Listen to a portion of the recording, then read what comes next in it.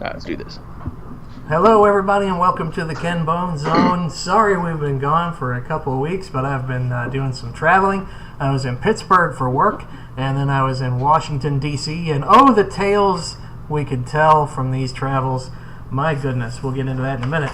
But first, just want to make sure everybody knows that alongside me, as always, my best buddy in the whole wide podcast, Josh Burkett. How you doing, buddy?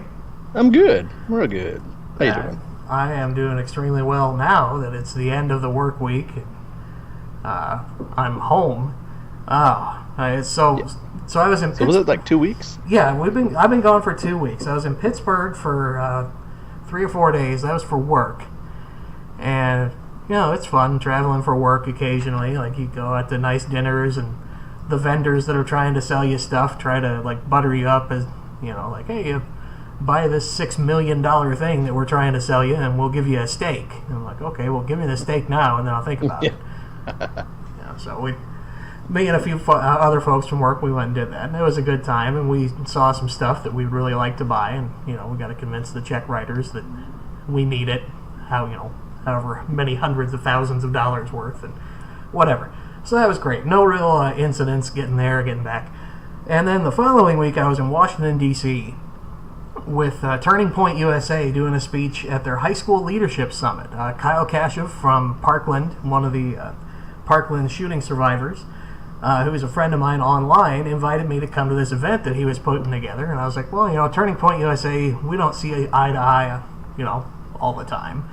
They're a little more right-wing than I am, or a lot more right-wing than I am, mostly. But I was like, you know what, if the young people want me to be there, and if you want me to be there, I'd be happy to. No big deal. So I'm happy to go to very liberal events, very conservative events. I don't think that it's good to silence yourself just because of political disagreement. And if anything, it'd be good for me to go and talk to those young people. And one of the main points of my talk was that it's not good to just be blindly hateful of your political opponents. They're people too. They want what's best for the country. They just have different ideas about how to get it than you do. And it got a very good reception. Like when I was going to say, did you get a lot of blind hate? Got a lot of cheers for that line. Dave Rubin was there from the Rubin Report. He is, cool. Listeners, if you don't know about him, you can check him out. He does some pretty great videos. He's a very libertarian-leaning guy. And he was speaking at this very conservative event with conservative young people, and he's gay, and he's married. So he is gay married. Imagine those two things being put together.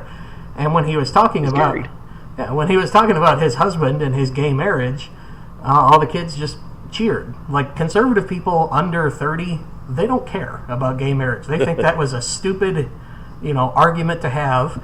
That was a dumb hill for the older Republicans to try to die on, because it's like a moot social issue as far as they're concerned.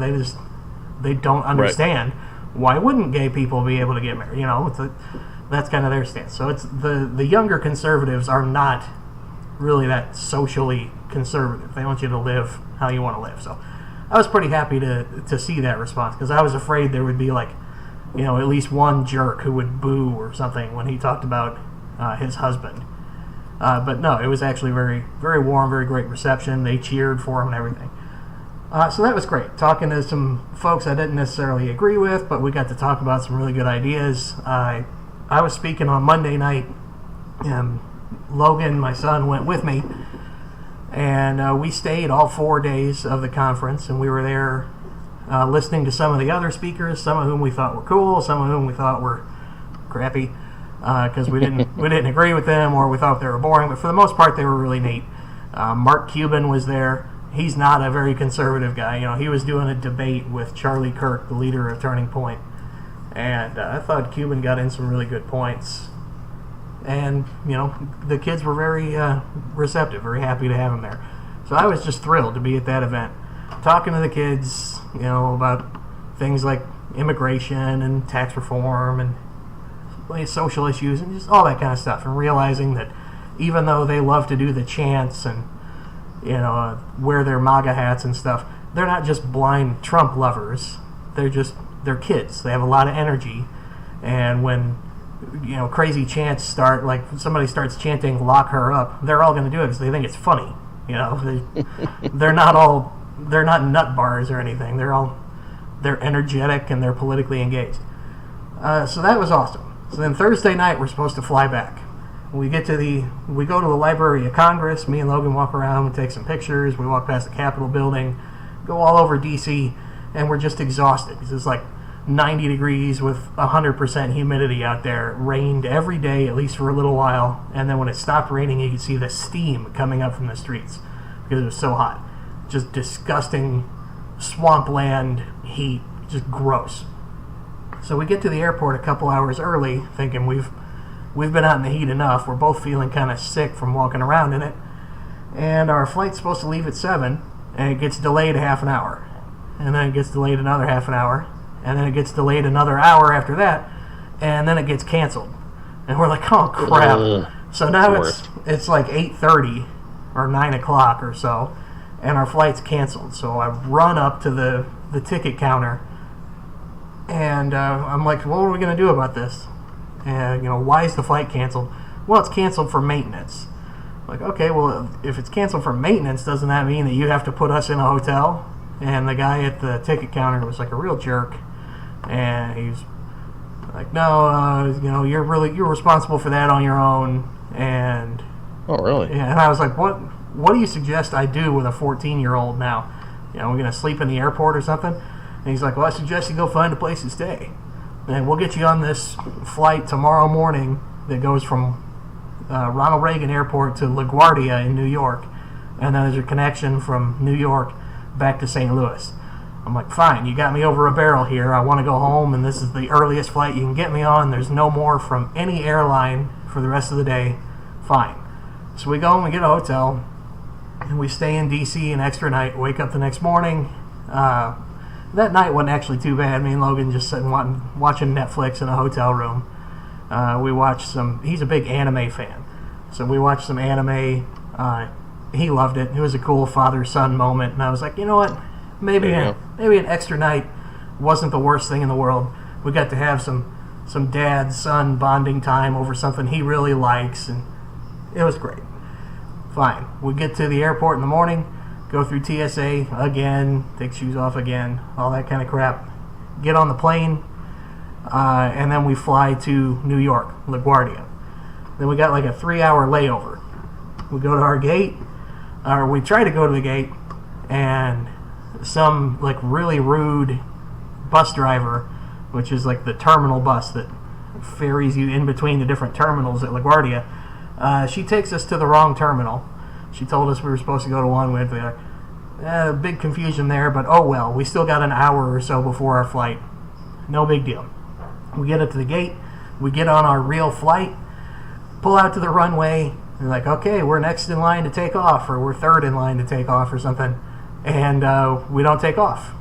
And then all of a sudden the captain's coming over. He's like, there's some bad weather west of us, so they're only letting one plane take off at a time. So we're gonna be like 20 or 30 minutes. Like, well, crap. 30 minutes goes by of me playing Stardew Valley on my Switch, sitting in the aircraft seat, and all of a sudden we're delayed another 30 minutes.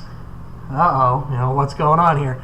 And then I turn to my son and I'm like, Logan, what's going on here? You're snake bit. You're bad luck. I've never had delays like this. And he says, I don't think we're taking off. And I was like, you're full of crap, boy. We're taking off. Half an hour later, the captain comes across and he's like, yep, this flight's canceled. Damn it, kid. Great. So we taxi back to the gate, go up to the ticket counter, and it turns out it wasn't just our flight that was canceled. It was every single flight for the rest of the day leaving LaGuardia is canceled. So there are thousands of people trying to get up to these ticket agents and talk to them and get rebooked. We wait in line for an hour and a half. I get up to the front, and this lady's like, okay, they'll probably let flights start taking off again later tonight, so I'm going to get you on a flight to Miami, and then tomorrow morning you'll have a flight from Miami to St. Louis. I'm like, lady, I'm already farther away from home than I started. Miami's even farther away than that. I don't want to go to Miami. She's like, that's the only thing I got. The only other thing we could do besides that is wait until Sunday morning. So you got to wait even an extra day. So you're going to be here for 2 more nights. I'm like, fine. Send me to Miami. So I book a hotel room in Miami. And then we go to get on the plane to Miami, and it's canceled. We wait 4 more hours, and it gets canceled. And I'm like, oh my gosh, this is impossible. There's no way. So we've got 3 canceled flights in 2 days now. And they say, okay, well, you're just going to have to take the one back Sunday morning. You got to wait 2 more days. Oh, and by the way, that one connects through like Hartford, Connecticut or something weird. Like, oh my gosh, what a nightmare. 2 more planes to get home, and it's not until Sunday morning. Fine. So I go to book a hotel room in New York. And, oh yeah, you've tried to book too many hotel rooms in too many different cities, so your credit card is shut off for fraud prevention. And it's Friday night. God. It's Friday night at 11 o'clock, and all the banks are closed, and you can't call and get your card reactivated, and there's nothing they can do about it. So you're sleeping in the airport with your teenager. Screw yourself. I'm like, what? No, this is impossible. This is terrible. So I'm thinking, like, well, maybe I should call my grandma or something and get her to book me a hotel room with her credit card. But no, then they still won't let me check in because I won't be able to scan a credit card when I get there. And what am I going to do? I basically convinced the airline, like, look, the first time this flight got canceled was for maintenance. I know you're supposed to put me in a hotel when it's because of maintenance, but I had to pay for it myself. Now you're telling me I delayed 2 more days. You got to do something for me. So they come through and they're like, oh, yeah, you're right. You make a good case. Also, you have 190,000 Twitter followers, and we don't want you to all tell them all that we suck. So we're going to put you in the hotel for these 2 nights. So we stay in New York 2 more nights. Saturday, we just sit in the hotel room all day. A hotel room in the middle of Chinatown, watching Adam Sandler movies on the TV. And then I tell Logan, like, hey, let's go get some food. Where do you want to go eat? So we walk through 3 blocks of Chinatown, past every awesome Peking and Szechuan place in New York, to a damn McDonald's. That's so Logan. Because my kid won't eat anything but McDonald's. He's 14, by the way. He's not a small child. And I'm like, well, I told you I'd let you pick, but good Lord, we have to look like every great restaurant in the world is right here where we can see it from the hotel room. But no, we'll walk to McDonald's. That's worse than the Office episode where he goes to New York and he's like, I'm going to get some authentic New York style pizza, and he goes to Sbarro. Yeah. That's worse. It was excruciating. So we go to McDonald's, which is full of Chinese people because it's Chinatown, you know. Sure. And when I say full, I don't mean like Midwest full for our Midwestern listeners. You New York listeners will already know what I'm talking about when I say full. I mean that it's like you're touching other people whether you want to or not to get your Big Mac. And I'm like, wow, this is absolutely not worth it. But we suffer through it. We walk back to the hotel room. We watch some more Adam Sandler movies, and then we go to sleep. And then Sunday, we finally get to fly home. So we get home Sunday to St. Louis. I think we were back here at the house at like 5 p.m. and then had to go to work the next day. It was brutal. So, yeah, I was not a big fan of this stretch of travel. And so this weekend, there's an event called RTX down in Austin, Texas, which I was thinking about going to, just as a fan. This is put on by Rooster Teeth Productions, which is an online production company that I'm a big fan of. And people are asking me, like, are you still coming? Are you going to go? I know you were thinking about it. And I'm just like, no, I'm not leaving my home. I'm not leaving my home for anything but food and work for a while now. I just need to sit on my couch for a while. Is Rooster Teeth? Those are the guys behind what do they call it? Ruby or RWBY? The anime? Is that? Yeah, that's Ruby, and they started out doing Red vs. Blue, which is the Halo Machinima series. And then their big break, that was a huge hit for them. But their biggest property now is definitely Ruby. It's all over the place. It's really popular.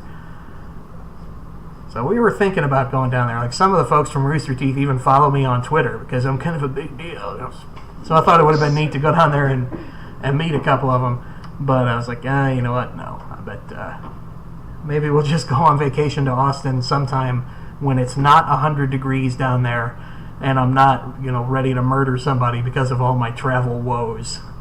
And we'll schedule a tour of the office or something instead. But, Nice. yeah, that's enough about me bitching about my first world problems, I guess. When we were thinking about sleeping in the airport that night, I kept trying to tell myself, like, look, one of your big hearts for charity is homeless people. There's people that have to sleep in places worse than this every night. But then as I sat on that cold stone floor longer and longer, I was like, hell with that. I know homeless people are homeless and I want to help them, but I don't want to be one of them even for 2 nights. This blows. There's homeless and then there's airport homeless. Yeah, that's worse. I was really throwing a fit there like a small child. But the customer service folks, like at the ticket counter, they were awesome. A young guy named Kelvin Mendoza. He was the one that he got me the last minute. We can get you home one day early if we fly you through Miami. That was the scheme that he came up with. And then the only reason I was able to get into a hotel that night is because him and the young lady Anna that was also helping us out. They saw Logan and I sitting on the floor 2 hours after we were supposed to have left, and they were like, "Why are you still here?" And I explained that the flight got canceled, and they're like, "Well, come to the front of the line. You've already waited in the line once, so you don't have to wait in line for an hour and a half again. We're gonna get you taken care of." So, thank you very much, Kelvin Mendoza. You are my hero. There was probably somebody in line that saw that and realized who you were. Was like, "That's not fair. He's not famous anymore. He doesn't get to cut." Well, Logan was at the back of the line with our bags, and I'm texting him. I'm like, "Stay there. We're gonna cause a damn riot. Pretend don't just walk up here with the suitcases. Somebody will murder us. Pretend you don't know me in case things go south." And then he's like, "That's what I always do, Dad." What a turd. Yeah. Glad you had a good time. Oh my gosh. Overall, it was really fun, but then just every confluence of stuff came together to, conspire to make it as inconvenient as possible. Right up to and including the credit card getting locked up. It's like I had my identity stolen just a couple weeks ago. And so I'm already on high fraud alert on all my accounts. All my credit card and my bank account, and all my credit reports have freezes on them. So as soon as they saw weird activity like that, trying to book hotels in 3 different cities in one day or whatever, they're like, "Hey, they shut that shit down." And then that was all automated. There was nobody for me to talk to about it. Right. So it was a good thing I had $50 in my pocket, or we wouldn't have been eating lunch the next day either. We would have been going down to the hotel continental breakfast and trying to stuff a bunch of scrambled eggs in my shoe or something and take them upstairs and subside on them for the rest of the day. Oh, I could see a documentary of where do internet sensations go after the fame is. We bring you Ken Bone. You definitely. Who's rapid decline. He's sitting in an airport in LaGuardia. No, was it? Yeah, but that was in DC, right? Yeah, it was LaGuardia where I was stuck. But you definitely would have been able to get some really great B-roll of me just sitting there all sad, and you could have played it in slow motion in black and white. My former internet sensation Ken Bone down on his luck. Wah, wah. Fraud alert for this. After he made a speech to some extreme right-wing MAGA hat wearing impressionable children. Well, I definitely got some Twitter hatred for going to a Turning Point USA event. And one of the things I said during my speech was I don't get invited to liberal events because they're afraid I'll say something that they don't like. I'll say President Trump just came to our hometown of Granite City last Thursday, and he visited Granite City Steel, which is now reopened, and he says it's because of him. It's not. Presidents don't reopen steel plants. But the steel plant is reopened, and he came and talked to the folks, and they liked it. It was a good event. And so just saying something about Trump that's not "I hate President Trump" would get me kicked out of a lot of those events. And I've been disinvited from some more left-leaning rallies just because I don't hate Donald Trump enough.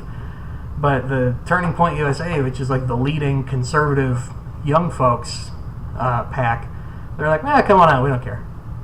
Okay. Just be willing to take 1 million selfies. Oh, yeah, I bet. While I was there, I took my very last red sweater with me. I let one of the kids in the audience wear it while I was giving my speech. That shit's gone. He absconded with it. I figured, like, you ain't getting that back. I don't have a red sweater anymore. I'm going to have to buy a new one. It's like Samson, like your superpowers are gone. Oh, yeah. I can definitely feel my internet charisma waning. My Green Lantern ring is gone.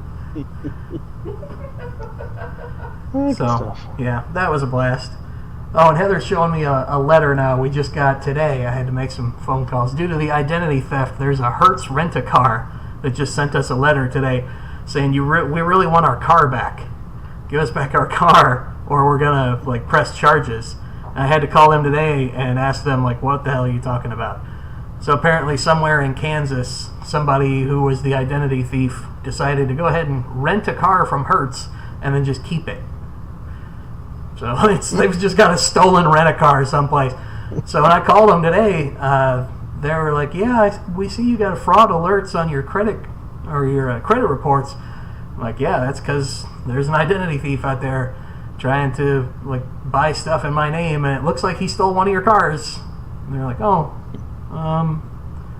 that sucks. Do you know where he is? I'm like, nope, but I hope you get your car back. But yeah, matter of fact, I do. It wasn't me.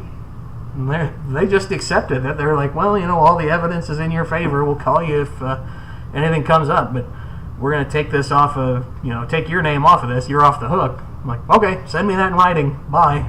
Yeah. Should have been like, lady, I just got my last red sweater stolen. I don't have time to deal with these petty issues. I don't have time for your late model car. I just lost a sweater. Don't bother me with your petty bullshit. Oh, yeah, so that's 22 minutes now of me crying about how hard my life is. Oh my gosh, it's so tough being in the upper middle class and having people like you for no reason on the internet. I guess we ought to talk about the news. Oh, you want to pitch you want to pitch your manuscript before we get to the news? I see you've been you're in the preliminary stages of shopping it around on the old Twitter. Oh, yeah. We've never talked about this on the show, have we? Yeah. Well, I mean, I've kept it kind of a secret until it was done. Well, I know a lot of publishing agents listen to the show, I'm sure. Oh, yeah. Hey, publishing agents. Well, you know how there's so many people out there that's like, hey, I'm writing a book, and they don't write a book, so I didn't really say much about it until it was done and more polished. But yeah, I wrote some fantasy epic, book 1, and probably a series of at least 3. And I don't know, it's pretty good. I like it. And doing the process, finding an agent, which is kind of like a weird version of online dating where you make sure your crap doesn't stink and put your best foot forward and hope to God they like you and check your email all the time. And yeah, it's terrible. I sympathize there. I'm in the early stages of shopping around for an agent also, just because I've found that I enjoy public speaking very much from doing all these speeches and stuff that I do. So I'm looking for somebody to help me like book dates. And I don't necessarily view it as a moneymaker, but I want somebody to help me manage it so it doesn't become a money loser and Sure. help me keep up with all these contacts. And you're totally right, where it's like, you have to find somebody first that they're not a scumbag, that's Right. not going to rip you off. And then you have to make sure that they like you. And they can't just like you a little bit. Like, they got to just be in love with you. You got to be the hot new thing for them. Well, I was the hot new thing almost 2 years ago. So I got that hurdle. At least you got, actual talent. I only cruised by on my brightly colored wardrobe. I think you're beautiful, Ken. That's going to take you far. You're so sweet. But definitely look for Josh's book in stores in like a year. This shit actually takes a long time. It takes a long time. Yeah. Well, if it were a year, I would be so happy and amazed. But it'll be on bestseller lists. You'd pretty much have to have a deal inked by now for it to be inside a year, honestly. Because you got You have to find somebody who's interested in it, and then they're going to want to look at it. They're going to want to add their notes to it. They're going to want to send it to an editor. They're going to send it to a publishing house. They're all going to tell you, it's really great except for these 19 things that we need you to change. And we need you to change the entire theme of the book and all the characters. And if you want to get a movie deal, you have to make sure that they're all exactly the same character that everybody's seen a million times. And it's just notes back and forth and back and forth. Yep. I get the same thing with doing the public speaking. They're like, oh, your message is great. We love how unique it is. It's just that if you want to book dates, you have to be more like everybody else ever. I know, yeah. Even though they say we're looking for something really original. Yeah, we're looking for something that no one's ever seen before. But by the time it makes it to market, we want to make sure it is indistinguishable from the rest of the product in the whole world. Yeah, I did get my first rejection letter a couple days ago, which is great. It was my first query, and it was kind of a practice one. I didn't feel like a real strong connection with this girl, and usually agents, when they reject you, they say if they actually send actual comments back, like of constructive criticism, that's a really good thing, and she did. And she said it was just a little bit, it was a bit too abstract for her, which honestly I kind of took as a compliment. So yeah, I like that. That's a good thing. But yeah, that's the unfortunate part of anybody out there in the listening audience who does anything in entertainment or is interested in doing anything in entertainment or publishing or writing. Be prepared to get told no a lot, and don't let it get to you, because that's just part of the business. Yeah. Exactly. Having shot a lot of stuff for like TV, I can tell you that 90% of the stuff you get pitched never gets made, and 90% of the stuff you make never hits air. So it's the same across the whole spectrum. Truth. Anyway, let's talk about a little bit of news. One of my favorite items from the news. Last week, Ali Stuckey, who's a personality on an online TV channel called CRTV, which does like conservative news and commentary. They've got the great one, Mark Levin, who's like a colossal douchebag, but some other folks like that, and then some people who are actually worth a damn. And one of their personalities is Ali Stuckey, or Allison Stuckey, and she's actually kind of fun. I've met her before. And so she cut together one of these classic bits where Alexandria Ocasio-Cortez, the Democratic Socialist candidate for Congress up in New York that is the new face of the Democratic Party, she made some like terrible, stupid gaffes in an interview with NPR a couple weeks ago where she basically showed that she doesn't know anything about politics or at least foreign relations, and she wasn't prepared for the interview, basically. So Ali Stuckey cuts that up with her editors and cuts in herself asking the questions, and then back to Ocasio-Cortez giving the answers that she gave to NPR. And that's a classic, comedy bit. You've seen it on Colbert, you've seen it on, everything, reaching all the way back through TV history. And it was obvious that it was schlocky and edited together. Like the room that Cortez was in and the room that Stuckey was in were not the same color. The sound is different and everything. And then there were two really funny reactions to this. One, a couple of people's like Facebook grandmas started circulating it around on Facebook as if it was real. The same way they'll share Onion articles about how Harry Potter is an actual wizard who wants to possess your children's souls. So that's hilarious. And then there was, from the left side, there were people like, I can't believe that CRTV is trying to push this fake interview on us like we're actually going to believe it. I mean, it doesn't even look real. And no shit, Sherlock, that's the joke. That's the joke, is that it doesn't look real. So it's amazing like how mad they got about it. Oh, they're trying to put one over on us. No, they're not. That you can think it's a dumb joke, and it is kind of a tired joke that's been done a million times. But right. it was obviously a gag. Both of those reactions made me so happy. Seeing people not understand that it was a joke in both directions. It just shows, I think, how ready we are to hate each other. Right. Only one news story in, and it's already whiskey break time. Oh, yeah. I ran out yesterday. Oh, I don't have any podcast beer for today, so I'm polishing off the last inch and a half of that bottle you gave me for Christmas. So that's Minnesota honey whiskey. No, it's just an empty bottle staring at me. Oh man, Oh. man, I think it was Dalmore that you got me for Christmas. Man, that was gone in a week. It just kind of just went down my throat a little too quick. Yeah, I put most of this away in the month of January, and then we were looking through the liquor cabinet the other day and saw that I still had a little bit left. I'm like, oh, very nice. And it has aged beautifully an additional 6 months. Nice. Compared to the 18 years or 14 years. Yeah, this is 14. So compared to the 14 years it's aged already, I guess that's not that much. Oh, what else we got? Oh, we got NBC did a story on a new parenting technique called Vaybies. Did you see this thing? I looked at your notes. I didn't see it until I looked at your notes, and I first thought it was just a typo. I'm like, what the hell is a Vayby? So of course I googled it, and I was like, oh, yeah. oh. My brain hurts. Like, yeah, we got to give a disclaimer here, like we do with so many other issues. The Ken Bone Zone is very much in favor of equal rights for transgendered persons, and we realize that if you are transgendered, or if you are non-binary, or honestly, we don't understand the issue that well because we're both extremely heterosexual men who have never really, strayed from that, except for that one night. It's kind of difficult to wrap our minds around, but we accept that is who you are. That's what you identify as. Knock yourself out. Be happy. Do what you want to do. We don't care, and we're happy that you have more equal rights than you used to have, and we'll do our part to make sure you get 100% equality in as quick a time frame as we can get it to you. And people that are hateful and evil towards you, we will condemn them. With that being said, if you have babies, if you have little toddlers, and you do what these people did, so what they're doing is they have these twins, and we don't know if they're boys or girls, because they won't tell the kids that there is such a thing as boys and girls.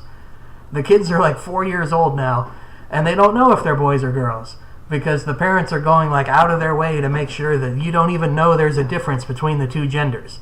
Well, it is not hateful, and it's not mean, and it's not homophobic or transphobic or whatever to say that boys and girls are different. That's just it's just a thing that is. Right. You watch Kindergarten Cop if you have to have it explained to you. These boys have a penis and girls have a vagina. And if you feel strongly enough, or if you identify, I don't know the mechanism of it. I guess it's just something that is in you. That you realize, like, you know what? I'm pretty sure that I'm a woman, and my brain's not in the right body. Well, that's cool. Well, let's see if there's something we can do for you. We'll work on that. We'll try to help you. Right. Try to help you have the body you actually want, or at least get the dignity and respect that you deserve. If you want to wear different clothes or wear your hair different, whatever. That's great. But to pretend that there is just like human, and there's no differences between the genders, and to lie to your kids through a lie of omission, and not explain to them that there's differences between boys and girls, that just seems patently insane to me. Now we've gone over the top of the hill. Now we're beyond tolerance and into kind of craziness. Right. Well, yeah. If gender is indeed a spectrum, okay, but a spectrum also implies that there's 2 points. Yeah, and you can't just ignore the fact that there's still 2 ends to this spectrum. So to just completely erase the whole thing seems a bit oppressive to me. It seems like they're going out of their way to kind of keep their kids in a box in the name of not being in a box. That does make sense to me. Yeah, I think that's exactly right. That they've put the kids in a box where you raise a good point that gender is a spectrum. Fine. That means all the way on one end there is 100% male, and all the way on the other end there is 100% female, and exactly at the midpoint there is gender neutral. And there are people that are identify as gender neutral, and that's fine. That's great. But basically what these parents are doing is imposing gender neutral on these kids. So it's like saying, like, oh, I don't care if when you grow up you'll identify as 100% male. Right now you're gender neutral during your formative years. And I don't think there is any way that doesn't fuck you up when you grow up. Right. Like, it would be just the same as if you were, like, if Logan was born and we just We stuck him in a dress and named him Nancy and treated him as a girl and raised him as a girl, and everybody that we knew thought he was a girl until he started growing facial hair last year. You know, that's Right. that seems like that's what these parents are doing. They're imposing their will for the kid's gender upon them, which seems to be the exact opposite of what they think they're doing. Exactly. Yeah. One of my boys, he went through a stint for like a month where he loved princesses. So he liked the color pink. Cool. You know what? I love princesses. Princesses are great. He wanted like a princess cup to bring to play school. Cool. Like he had like princess tennis shoes at one point. Another kid's like, why do you like princesses? And I had to kind of be like, because princesses are cool. And for a month he dug them. I mean, and I see why. And it wasn't because like he wanted to be one. He just thought they were cool. I think he thought they were pretty. And I let him. I wasn't going to shame him. And you know what? After a month, he stopped liking princesses all that much. Like then he went to Ninja Turtles, and then he went to because that's what kids do. Like, let them be who they want to be, but don't push them in one way and then claim it's progress. Kids are all over the place, and that's actually, this will sound more controversial than I think it actually is. But like when you have an 11-year-old, this is like, no, I am a girl. I know I have a wee-wee, but I am a girl, and I want to start taking hormones, and I want to, start thinking about having surgery. You're like, what? Wait a minute. You're 11. Now, we don't let you smoke until you're 18 because we don't think your body is ready to handle that, and your mind is not able to make rational decisions. So you can't smoke, you can't vote, you can't join the military until you're 18. You can't drink until you're 21 because we don't think you can make rational decisions for your own body until you are those ages. Can't get tattoos until you're 18. Yeah, you can't get tattoos until you're 18. So I don't think it's discriminatory or mean or transphobic or anything to say, okay, you can dress as a girl, you can change your name and be a girl, we will make sure to the best of our ability that everybody calls you by your preferred female pronoun, whatever. We totally respect that. But you don't get to alter your body until you're 18 because that's an irreversible thing that can screw up your body for your life. Yep. If it turns out that you weren't correct, like maybe you're just gay. Maybe you're just starting to realize that you're gay, but your brain thinks like, I like boys, that must mean I'm a girl. I've read articles about that's happened to people. Like, I thought I was trans when I was little, but it turned out I was just gay, and man, I'm glad I didn't have a double mastectomy at 14 or something like that.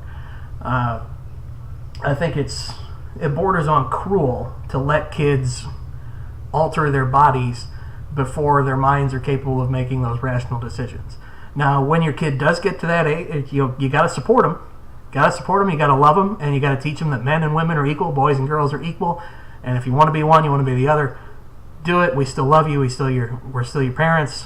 We still respect all that stuff. You have to do that. You have to put that work in, and you have to really believe it too, because it's the right thing to do.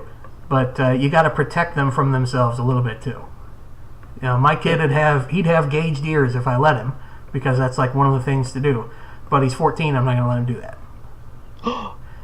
How could you? Because if you want racist, I don't know what that has to do with it, but like if he wanted pierced ears, I'd let him do that because a week of not wearing them, they'd close up. But gauged ears, no, you're not doing that until you're old enough to make decisions for your own body. Until you're 18. And I know that opens up like a can of worms. Like, well, if you had a daughter, would you let her take birth control? Yeah, I would, because it doesn't permanently alter your body; it just regulates your hormones. We can argue about that back and forth all day and all night. But I wouldn't let any child make permanent alterations to their body. Yep. Maybe we jumped in a pretty deep rabbit hole on that one. But yeah, the main point of that story was that the they-be parents are insane, and they're basically putting their own feel-good virtue signaling above their child's best interest. Yep. They want to feel so, like, we're so progressive and we're so tolerant that they're actually forcing their kids into a box. On a similar note, since we're talking about gender issues and sexualities, there was a study that was published in the Minneapolis Star, and I already forget which university it came from because I forgot to write it down here in the notes, but apparently lesbian teenage girls are getting pregnant at a rate between 2 and 7 times greater than straight kids. And this study spanned multiple countries. So it's not just in the U.S. Huh. So like multiple developed nations, lesbian teens are getting pregnant between 2 and 7 times more often than straight teens. And there's a couple conclusions I can reach from this. One, you're not lesbianing properly. I don't think. Now, where does that come from? Are you confused about your sexual identity? I know that most teenagers are because it's a new thing to you. Have you misidentified yourself? Are you not really a lesbian? Are you bisexual, or are you just straight but you think girls are pretty? You know, I guess what I can chalk it up to the most, at least in America, is our abysmal sex education program.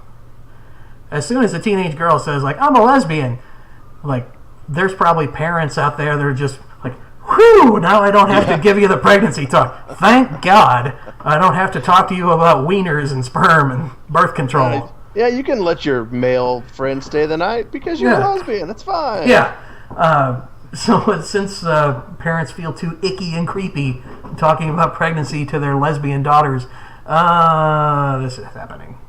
Wait.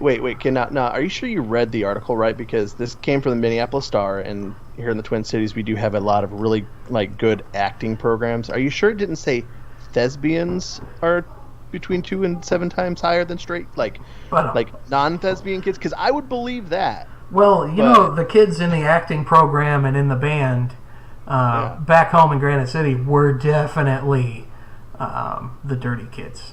No doubt. Like, everybody thought, like, oh man, the jocks, they must get laid so much. Yeah, maybe they do.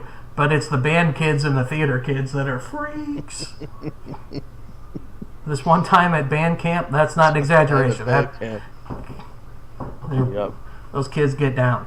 But no, I did say lesbian for sure. And even in addition to that, gay teen boys are impregnating teen girls at a similar rate. So they're either not as gay as they think they are, or they're succumbing to social pressures and like having sex with girls even though, you know, maybe they're not interested or something. You know, it's like dads tell them, like, just go out there, champ. You're going to love vaginas so much you'll never look back. And that could be, I don't know, it's something. You just do it once and you'll be cured of your gayness. We're not doing something right here. We're not teaching these kids the possible consequences enough. Being like, oh yeah, you're a lesbian, that means your body's programmed that it can't possibly get pregnant. Nope, doesn't work like that. Nope, doesn't work like that. I know, you know, I have several lesbian friends. I know that's a douchebag thing to say, like, well, I can say whatever I want because I got black friends. But no, I do have friends and relations that are lesbians, and guess what? They still have eggs in their ovaries. Like, they can still get pregnant if the right circumstances happened. We definitely need to be teaching these kids that that's learned possible. So much on the Ken Bone Zone. Yeah. I'm like, hey, gay boys, like, your sperm still knows how to swim even though you don't tend to put it in the same place that the rest of us do.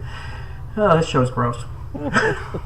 Hey, there's the line we just jumped over. We talk about sperm too much on this show. It's just to be clear, listeners, it's not gross because it's gay. It's gross because sperm is gross. Yeah. I don't care where the final destination of it is. It's yucky. It's gross either. There's a reason we throw most of it away in tissues. It's the miracle of life, Ken. No, not if I can help it. That's for damn sure. Yeah. It's that miracle of life stops before conception at the Bone household. We've made sure of that. Yep. We life miracled enough. Our life miracle's up there playing video games right now, being an obnoxious little freak. With his McDonald's cup. Yeah. There probably is a McDonald's cup up there. While we were gone, Heather cleaned the whole house, like, down to the bottom. And she did a fantastic job. The only downside to that being, like, if I don't take my shoes off the instant I set my foot in the door now, it's like, it's over. She's going to cut off my feet eventually. He's like, I cleaned this place, it's going to stay clean. I'm like, oh my God, I'm sorry. I'm sorry. I'll be good. She's saying don't make fun of me. She's outside smoking a cigar right now. Hot. In her little belly shirt. Good Lord, we're gonna have to cut the show short. You might can you budge your camera about 90 degrees to your left? Yeah, that's enough. Wait, no. Quid pro quo, sir. We're not playing that game. Quid pro quo, Clarice. Clarice. Gross. We're not those kind of wives. Hi, baby. We're not those kind of friends, listeners and wives. Yeah. It doesn't work like that. We're mostly normal. Yeah. As normal as you can get when we're both medicated out to the gills, and we're those weird creatives that write things for fun or talk to strangers in public because we think it's interesting. And that's not normal. My dog's a baby. You got a baby dog. Yeah. What else we got? Oh man, got some stuff's gonna make me all pissed now. We got in California, a baby has died from whooping cough.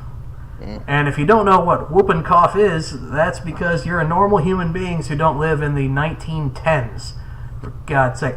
Whooping cough is more commonly known as pertussis, and it's one of those things that's easily vaccinated against, but some little babies, you can't vaccinate a tiny baby against it because it'll make them sick and they'll die. So you got to wait until they're a little bit older. Now, if all the rest of us were diligent and got our vaccinations and got our toddlers their vaccinations, these kinds of diseases would be close to eradicated. But now that there's a whole bunch of stupid anti-vaxxers that think Jenny McCarthy is a scientist, a little baby is dead. So if you're an anti-vaxxer out there, instead of linking me a whole bunch of studies about how there's mercury in the flu vaccine, go fuck yourself. Just quit listening to the show. We'll take that hit. We'll take that ratings hit of not having any anti-vaxxers listening to the show. Word. Good Lord. Something Tide Pod. Yeah, eat a Tide Pod and die. That's how you can contribute to the herd immunity. If you don't want to take your vaccinations and get your kids their vaccinations, you could just kindly either lock yourself up on a leper island or just die. One of those two things, so that innocent babies who aren't old enough or who have too weak immune systems, or like people with AIDS. You can't give people with AIDS most vaccinations because they'll just get the disease and croak.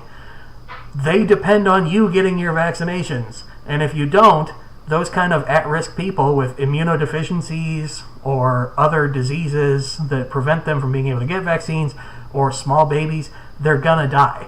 There's been measles outbreaks, for God's sake. There's kids getting the mumps.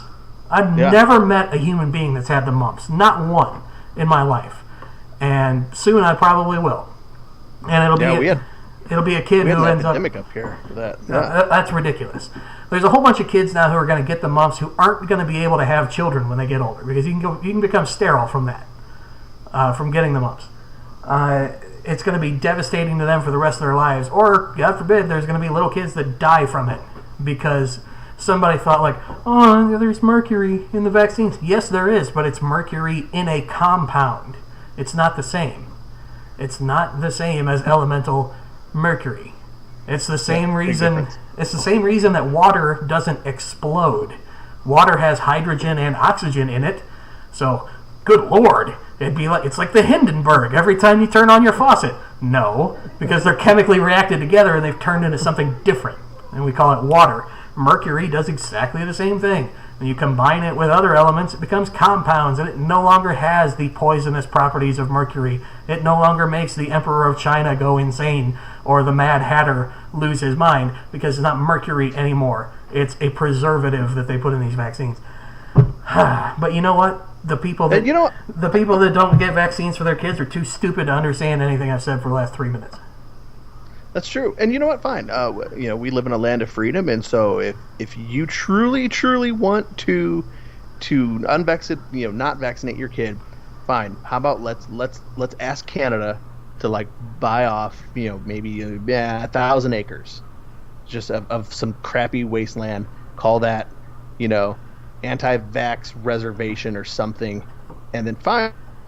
You have that right, but you have to live here amongst all your other crazies in the tundra, where you cannot affect anyone else. Well, I'd be so long. I'd be willing to cede one of the crappier states, Oh, sure. Yeah. Or one of the cities that's turned into, like, a lot of major cities now, there's just, like, used needles and poop on the sidewalk. Like, San Francisco has gotten particularly bad. There are 7 people employed by the city of San Francisco that their entire full-time job is to pick up used needles on the street and throw them away.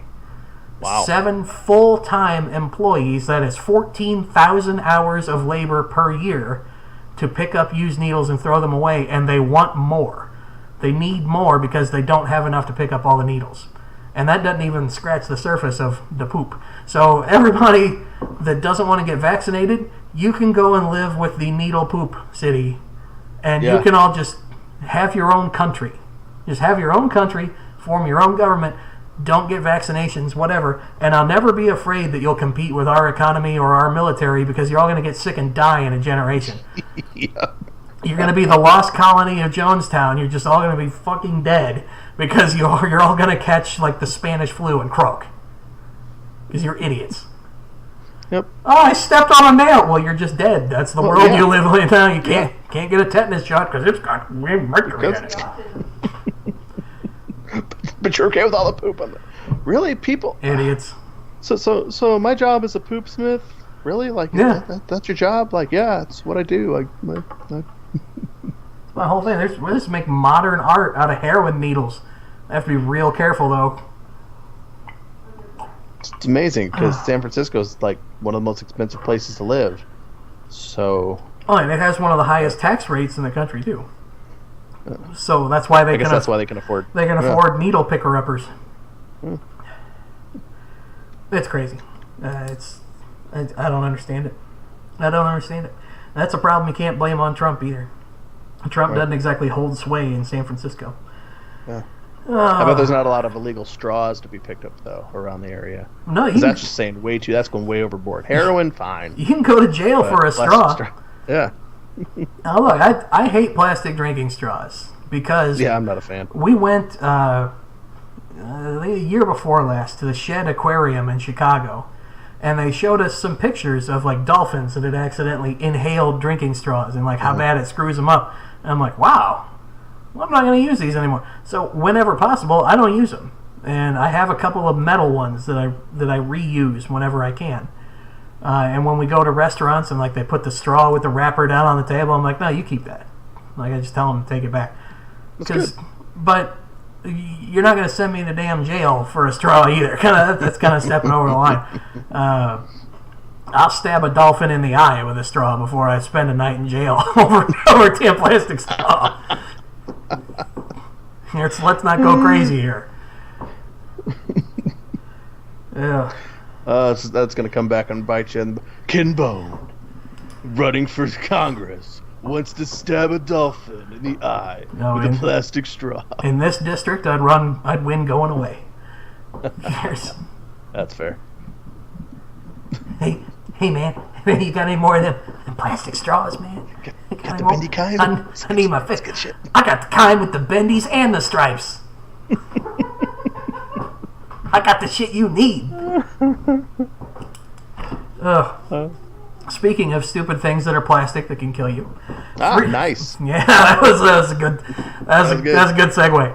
3D printed guns are in the news this week. The dude that invented the blueprint for 3D printed guns wants to release those blueprints online.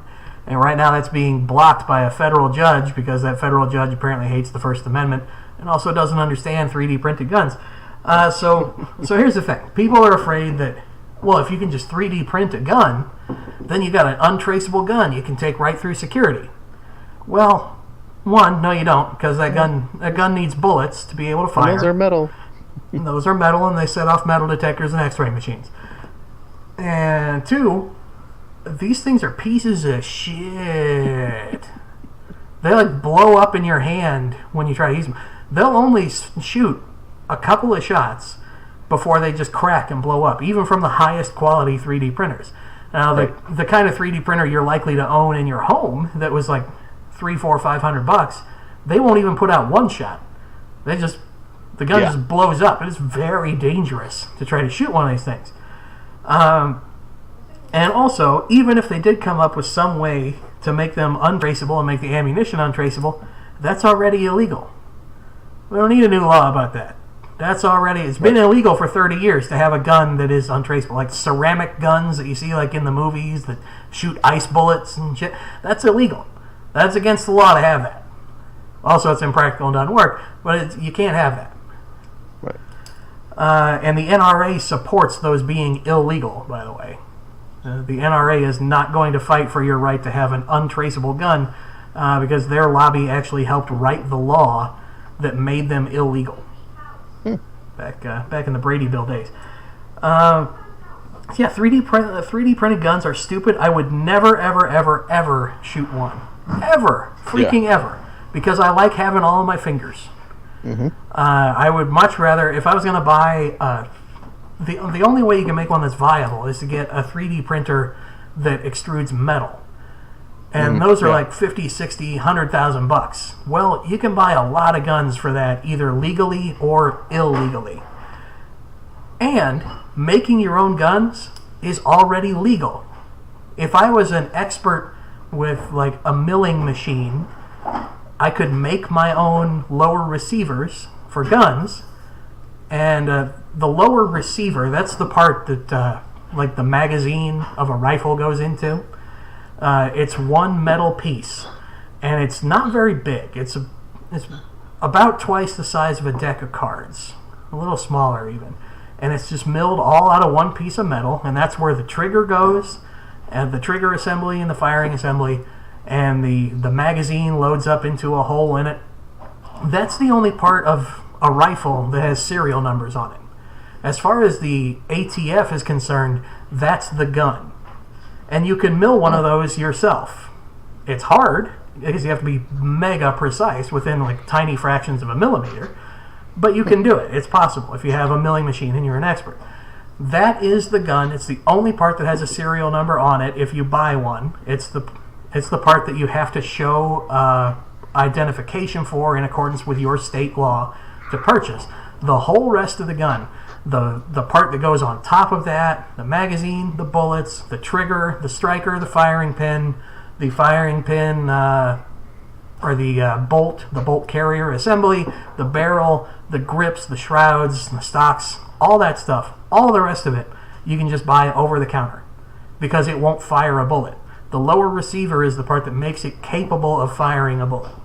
And you can already make one of those, and it's perfectly legal to make one yourself as long as you're a legal gun owner.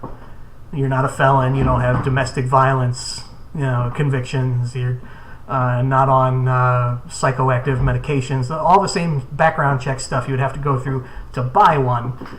You have to meet those qualifications to legally make one yourself. Now, it's tough to track, but it takes such an incredible level of expertise that it's never really been a problem. And I don't think we need to start legislating on this yet, because we're still several years away from there being an affordable 3D printer that can make anything metal. You want to keep the bottle? Yeah, sure. So we're a ways away from this, and I don't think we want to start legislating on possible future technologies because we will definitely get it wrong. There'll be loopholes in it. The legislation won't be tight. So I think we need to wait until this stuff is closer to being on the horizon. And blocking the blueprints from being distributed on the internet, I think that's a violation of free speech. Right? Yeah, exactly. Because it's not like you're putting out blueprints for pipe bombs, which are illegal to own. You're putting out the blueprints for something that is legal to own for most people. And it seems like a violation of my First Amendment rights to stop me from putting out instructions on how to make something that it is not illegal to own. Yeah, exactly. What I've heard from people that are really against the whole 3D printed gun thing is there's a lot of hype and a lot of, oh my gosh, like this is going to start this epidemic of people being able to walk on a plane and just cap somebody and, oh dear God, our civilization is going down. And I'm like, have you ever, and those people have probably never even touched a 3D printer in their life. Especially, I have one that's a $400 one, and I tried to make something that was like a slingshot for pennies, and it doesn't work. Because why? Because a $400 3D printer sucks, and it doesn't make anything good. And if you're going to do a $50,000 printer, well, then you just have a lot of money, and you could probably find another way to whack somebody other than making it untraceable. I live in a nice neighborhood. Nice middle class, upper middle class neighborhood near a military base with lots of good folks in it. But I guarantee you, before the stroke of midnight tonight, if I wanted an illegal gun, I could get one. Because I got $100 and a car. I can go get one. I can go get a gun that somebody's trying to dump because it's hot. They stole it, or they've used it for something illegal, or they don't want to get caught with it. There are places you can go, and you don't have to be like a super badass to know where those places are. They're the same kind of places where you drive through the cities and you don't stop at the stop signs after dark. It's not that hard.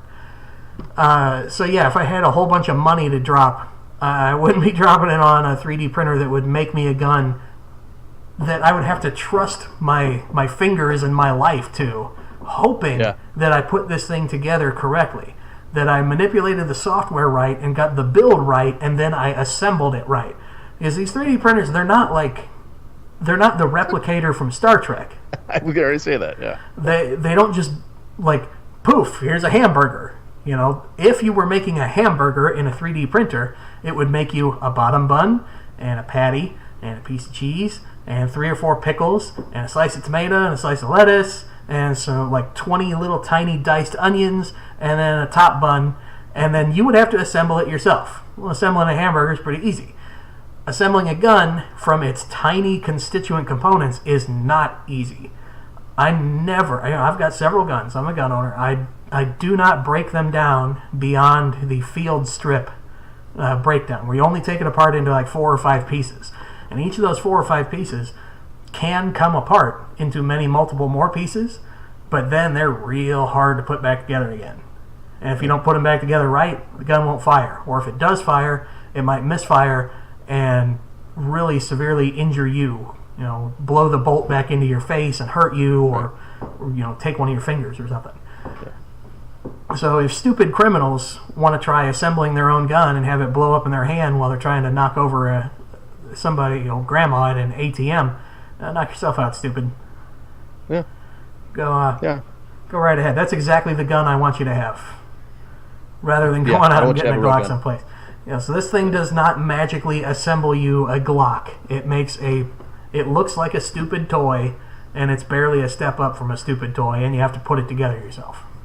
Yeah, I got to be honest. I want to see the blueprint just because I'm madly curious and how they're going to get past just the nature of how 3D printers work. I'm really curious to see how they're going to get past that and with all the components and stuff. I'm not going to make one. Yeah. I've no desire to mess with a bullet filled with gunpowder that could kill me with a machine that is kind of like a hot glue gun machine that moves around and melty plastic everywhere. It's just not going to happen. The only way I would ever consider making one is if I could then take it to the gun range and put it in a vise pointed down range, and then go 3 stalls away and get behind the bulletproof divider 3 stalls away and pull a string to shoot it. There is no chance in hell I'd hold this thing in my hand. No way. So don't listen to the hysteria about 3D guns. They're stupid and they barely work. Not everybody in the world is not going to be strapped with 8 different guns just because these blueprints get out. Maybe someday we'll have magical Star Trek replicators, but we don't have them now. So let's wait until that's a little closer before we go nuts. Yeah. Anyway, we only got a couple more stories tonight. Both of them Trump related, because we can't have an episode where we don't talk about Donald Trump, because we hate ourselves, I guess. One of them is pretty funny. So a crazy lady in Massachusetts named Chloe Wright, she's driving down the road, and there's a man in front of her in an SUV that has a Make America Great Again bumper sticker. So they interviewed this guy on the news, and I would not believe him if he hadn't videoed it with his phone. I would think that it was some kind of hoax or hysteria or him trying to drum up sympathy or a GoFundMe or something. But he's got video. So this lady starts honking at him when she's behind him in a red light. So he thinks like, oh, maybe my gas cap is off or something. Light turns green, he just goes. Then as they're going, she's just continuing to honk, flashing her lights, and then she's screaming out the window. He's got his window down so he can hear her screaming. And he's like, oh my gosh, something might be bad wrong with my car. Maybe like smoke's coming out of it or something. So he pulls over. He gets out, starts checking out his car to see what's wrong with it. There's nothing wrong with it. She gets out and starts screaming at him, you're a racist! You're a racist! Did you vote for Donald Trump? And he said, yeah, I voted for Donald Trump. You're a racist! I hate you! And then after a couple seconds of this craziness, she gets back in her Jeep and rams his car with her Jeep, trying to, like, that'll show you for being a Trump voter. I'm going to screw up both our cars. Bends his door up pretty good and almost runs over his feet. So she gets picked up. It ends up being a while before she gets picked up. This happened like in late June. And she got picked up on a warrant later for it. Like, they didn't go bust down her door, but they did catch her in traffic a few weeks later. So she's in jail now, pending charges. I don't know if she made bail or not. But she's probably going to face charges for, careless and imprudent driving, maybe simple assault, something like that. But you got to be pretty unhinged. Like, we're talking beyond just having a bad day. You got to be pretty unhinged to just see somebody with like, man, that guy's got a Dukakis bumper sticker. I hated Michael Dukakis. That stupid picture of him riding in a tank with a soldier helmet on. I'm just going to smash him in and I'm going to run into him with my car. Like, tone it down a little bit. Right. And you have to wonder, because a lot of the people that take that sort of logic, I think they feel that the other person is so immoral that whatever they do to them is okay, because it's like orcs in Lord of the Rings. It's like, oh yeah, you can kill as many orcs as you want because they're pure evil, and it's like, oh yeah, I can. I don't know. I'm just wondering. It's like, do they think that, oh yeah, I could like ram this person and show how angry I am because they are literally the devil, and then they realize, oh no, I'm going to jail. Huh? Imagine that. Yeah, it's like maybe he voted for Trump because he was out of work and he thought the economic policy would help. Maybe he's a crazy racist KKK member. Based on the look of this guy, he wasn't, because the camera or the video was kind of grainy, but I think he was Latino. I'm not 100% sure. Either that or he had like a wicked tan, but it was really, I couldn't see his facial structure very well, but it definitely had a very dark skin tone. So I'm thinking he's not like welcome at Klan rallies, is what I'm trying to say. So yeah, but no, he's a crazy racist. He is literally Hitler, so it's okay to just smash him with my car. So I'm glad the guy didn't get hurt, but that is bizarre. And that's just one of the other speakers at the high school leadership summit for Turning Point was that kid that got his MAGA hat stolen by the dude in the restaurant. Did you see that one? Nuh-uh. So this kid, he's a 17-year-old kid, and he's sitting in a restaurant, and he's got his Make America Great Again hat.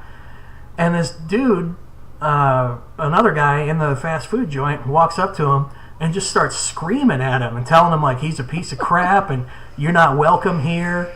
And he rips the hat, like steals the kid's MAGA hat, and then grabs a drink off the table and throws it at the kid. Now, I've got to re-emphasize, this kid is 17, and a grown-up has just physically assaulted and stolen from a 17-year-old, and he leaves the restaurant and he steals the hat. Well, joke's on this moron, because not only did he end up getting arrested and having charges pressed against him, because I got to imagine this kid's parents were pretty pissed that a grown-up was assaulting their teenager, but also President Trump ended up seeing the story and mailed the kid a new MAGA hat and he signed it for him. I ended up signing the hat for him too. Like, funny. I think Make America Great Again hats are stupid, and I would never wear one because I'm not a Trump fan, and I think it's silly to wear a like Go Team hat for a politician anyway. But Yeah. I signed the kid's hat for him. It seemed to make him happy. But I was just Yeah, there you go. it was just so bizarre to see that kind of behavior from a supposed adult. But Kimbo, watch him signing "Make America Great Oh, Again" yeah. hats. What is his intention? yeah, so that kid's got a MAGA hat. He didn't have us sign the Trump one. He's got one with just the Trump signature on it. Oh, okay. But he's got another one with me, and Ambassador Nikki Haley was there. She signed it for him. I don't know. I don't remember if he got Mark Cuban or not. Charlie Kirk, the head of Turning Point, Candace Owens signed it for him. Kyle Cashew signed it for him. Jeff Sessions, I think, signed it for him. So he's got all kinds of important people and me signed the hat for him. So that was pretty cool. Good for you. You got a hat now. I got to imagine in a few years he's gonna be like, "Who the hell is this guy signing my hat?" See. There's a lot of merchandise out there with my signature on it. The people are like, "Why did this? Some idiot must have just picked up my thing and signed it while on the subway while I wasn't looking." Yeah. Wasn't that guy that stole that Hertz rent-a-car at that one time? Yeah, man, what a dickhead! Stealing rent-a-cars and defacing public property or private property. Oh, one other Trump story, and then we're done for the night. And thank goodness we don't have to talk about Trump anymore. So there's a new Trump tape. Michael Cohen, Trump's former lawyer, released a tape of Trump, and they were talking about paying off a Playboy model that Trump had boned to keep her quiet. But it wasn't the tape of them owning. No, correct? no, it was Okay, thank God. It was an audio tape of Trump and Cohen in Cohen's office talking about we got to pay this chick off to shut her up, and that was pretty much the extent of it. There was also a part where Donald Trump yells out to, I guess, the secretary or the assistant or whatever. He goes, "Get me a Coke, please." So, and they played this, a million times on every news station. And apparently, it substantiates the rumor that Donald Trump loves Coca-Cola. Apparently, he drinks 12 Cokes a day. Oh, wow. Hey, if I was his age and had $1 billion, I'd do whatever I wanted to do. No doubt. But yeah, it's I don't know who's supposed to be surprised by this. That Donald Trump's not a moral guy, and that he's banged a whole bunch of hot girls because he had money and he could, even though he was married to other hot girls. He's not a moral person. We all knew that already. That's one of the main things that I don't like about him. I don't need my president to be the ultimate moral arbiter of the country. I do wish that he wasn't a dirtbag, though. Yeah. But most people have made their peace with the fact that, we got a president who's kind of a dirtbag. And when you release more tapes of him being a dirtbag, people are just like, yeah, that's what he does. Yeah, it's not surprising. I'm not surprised that this didn't really do any damage to Trump here. The worst thing that came of it for Trump was Giuliani. Rudy Giuliani is now Trump's lawyer, where Michael Cohen used to be. So former New York Mayor Rudy Giuliani goes on the news shows the next day, and he goes, this tape's no big deal, and we're still focused on the Mueller investigation, which ought to be shut down because, there was no collusion, and is collusion even illegal? Well, technically it's not, but conspiring to rig an election is definitely illegal. Conspiracy is illegal. Obstruction of justice is illegal. Lots of things that are subsets of collusion are illegal. I wouldn't let Giuliani handle a parking ticket for me right now. He is a terrible lawyer, and he just needs to shut his damn mouth. Is double parking even illegal? Yeah. It's a terrible defense. I don't get it. I'm sure he shoplifted some Snickers bars, but is that even a big deal? It's illegal. It's bad. Yeah, just idiot. Just shut up. It's the best thing that Giuliani could do for himself, for Trump, and for the nation at large is shut his damn mouth. And coincidentally, that's exactly the same thing that Donald Trump should do, at least on Twitter. Keep talking to your cabinet, keep talking to world leaders, keep doing whatever you want, but quit tweeting about how good the ratings are for Fox and Friends and all this kind of stupid bullshit. What's the matter with you? Can you imagine the outrage if Barack Obama had been like, man, Tucker Carlson, great show last night. I love CNN so much. Right. Everybody would have been so pissed, and rightly so, because that's a stupid, stupid thing for a president to say. And that's just an everyday thing now. That's just something you see 6 times a day while he's taking a crap in the bathroom next to the Oval Office. You got to hear him talk about how much he hates. Yeah, with a Coke in his hand. His Coke in one hand and his computer or his phone in the other hand. We got to hear how much he hates Jim Acosta. Well, yeah, Jim Acosta is a tool, but I'm tired of hearing about it, Mr. President. Jeez, move it along to something else. Yeah. Just sad. What a great note to end the show on. But I do think that's the best news we could come up with this week. There is more emerging stories about Sarah Huckabee Sanders and going toe-to-toe with Jim Acosta from CNN at a press conference. And, that's just more bickering and stupidness. It's one of those where when you say, like, oh, there are good people on both sides or there are bad people on both sides, you get accused of being wishy-washy. But no, I absolutely mean it here. There are bad people on both sides of this. Jim Acosta is a douchebag, and Sarah Huckabee Sanders should not be treating the press the way she does, and the president should not treat the press the way that he does. But they shouldn't treat him the way that they do either. Like, maybe if you quit openly rooting for Trump to go to jail on TV, he wouldn't say such awful things about you. So neither of you should be doing that. It's stupid. It's stupid and it's bad for the country. 2 wrongs don't make a right, kids. Absolutely not. Yeah. They make one super wrong. An extra large cell of wrong that combines. But I thought that's pretty much all we have for you, folks. We appreciate all of your support and listening to the show. Please let us know what you think of it down in the comments. Tell me where I'm wrong. Tell me where I'm right. Especially tell me where I'm right.